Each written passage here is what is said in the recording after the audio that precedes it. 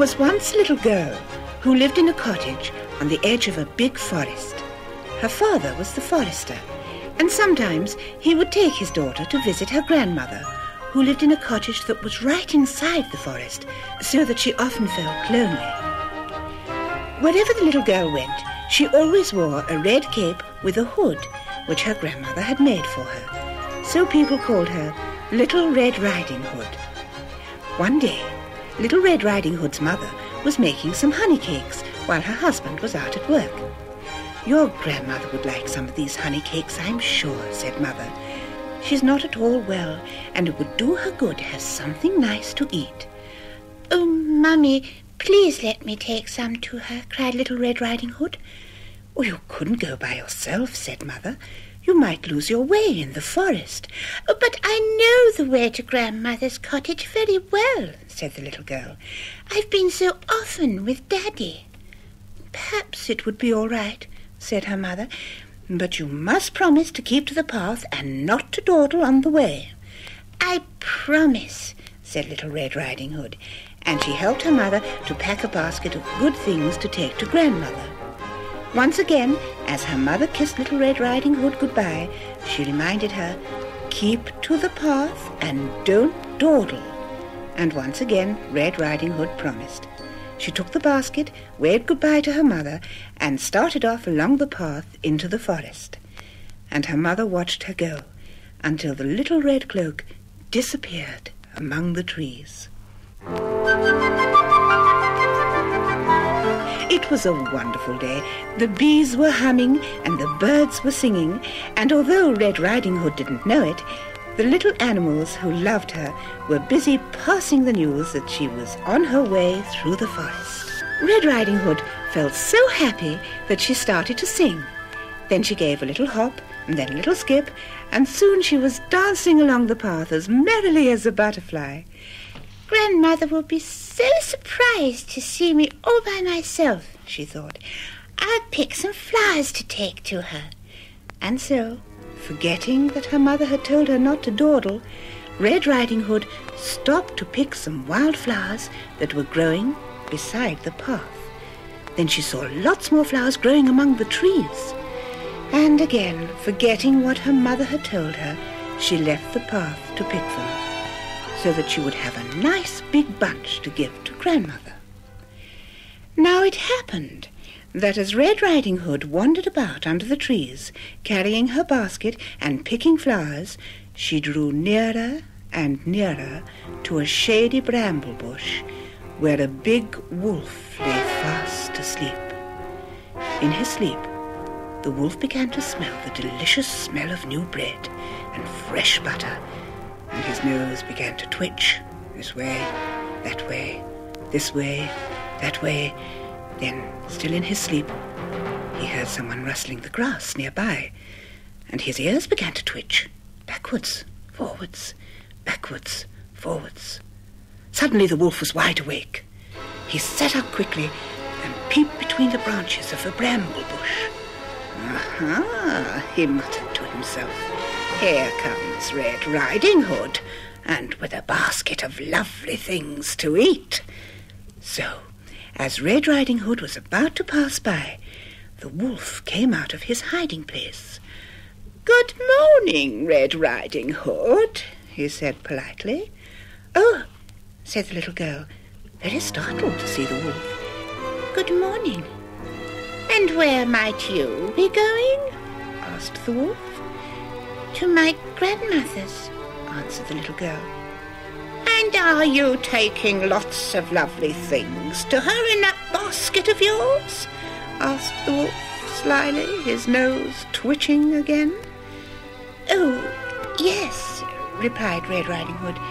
"There are some honey cakes and eggs and a crusty new loaf and a dish of fresh butter." "Will your dear grandmother need so many good things?" asked the wolf. "She's not been very well," answered the little girl, "and she needs plenty of good food to make her strong again." Suddenly, remembering what her mother had told her about not dawdling on the way, Red Riding Hood added, "I must say goodbye now, Mr. Wolf." she went back to the path and hurried towards her grandmother's cottage. As he watched her go, the wolf thought of a plan. He turned and ran swiftly through the trees, taking a short cut towards the cottage, and reached it before Red Riding Hood came in sight.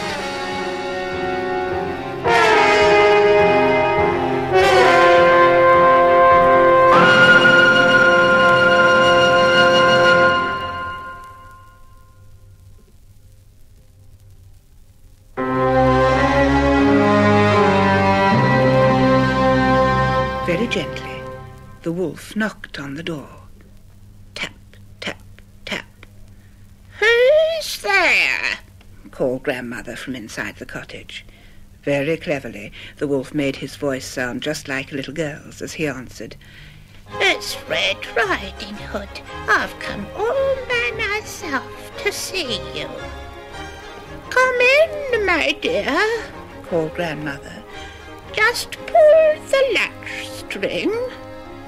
So the wolf pulled the latch string, opened the door, and stepped into the cottage. Grandmother was in bed. But when, instead of Red Riding Hood, she saw the wolf, she was out like a flash and ran upstairs to hide in a cupboard. "Ha ha ha," chuckled the wicked wolf. "Now I'll be Grandmother and get all the nice things Red Riding Hood's bringing in her basket." In her haste to get away from the wolf, Grandmother had dropped her nightcap. Picking it up, the wolf put it on his own head, tying the ribbons under his whiskery chin.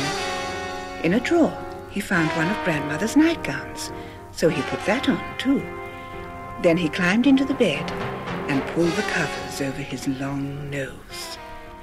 By this time, Red Riding Hood had reached the cottage and was knocking on the door. Tap, tap, tap. "Who's there?" called a voice from inside. "Grandmother's voice sounds strange," thought the little girl. "Perhaps she has a cold." Aloud she said, "It's Red Riding Hood, Grandmother. I've come all by myself to see you." "Come in, my dear," the voice called back from inside the cottage. "Just pull the latch string." So Red Riding Hood pulled the latch string, opened the door, and stepped into the cottage. "Good morning, Grandmother," said Red Riding Hood. "I hope you're feeling better. I've brought you some flowers and a basket of things to eat."